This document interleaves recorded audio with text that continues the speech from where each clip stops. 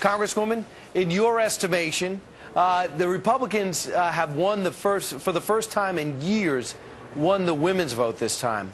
Why did they? Well, the reason that the Republicans won the women's vote is because women all across this country saw where President Obama was taking the country in a path they didn't support, whether it was health care reform, that he moved forward, recognizing that women make 85% of the health care decisions in our homes. They didn't like the idea of the federal government getting in the way of them making those health care decisions. Women also start 2 out of 3 new businesses.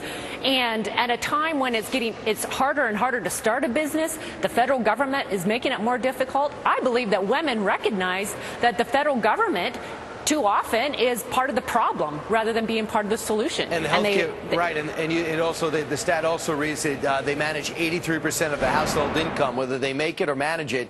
They're in control of it. I also think it's important to hear Debbie Wasserman Schultz on the other side, chairman of the DNC, a congresswoman in her own right, talk about the war on women. It's completely offensive what Debbie Wasserman Schultz has to say.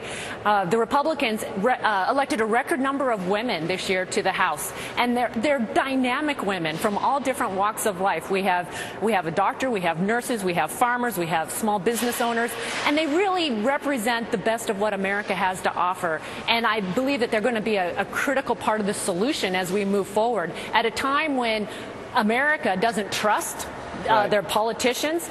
Women are seen as being more trustworthy, honest, willing to solve difficult problems. Yeah, and that's essentially she had just the opposite opinion. The president's approval among women leaves a lot to, he must be worried. In June 2011, he has 48% of the vote. In June 2009, he had 69% of the vote. So that's where the answer to this election might be. In the big picture, a man, woman, American, concerned about where we're going with the debt deadlock. There's talk about a Plan C that the Republicans could be putting forward today because we seemed entrenched, Republicans and Democrats do, in their current status. What do you know about that?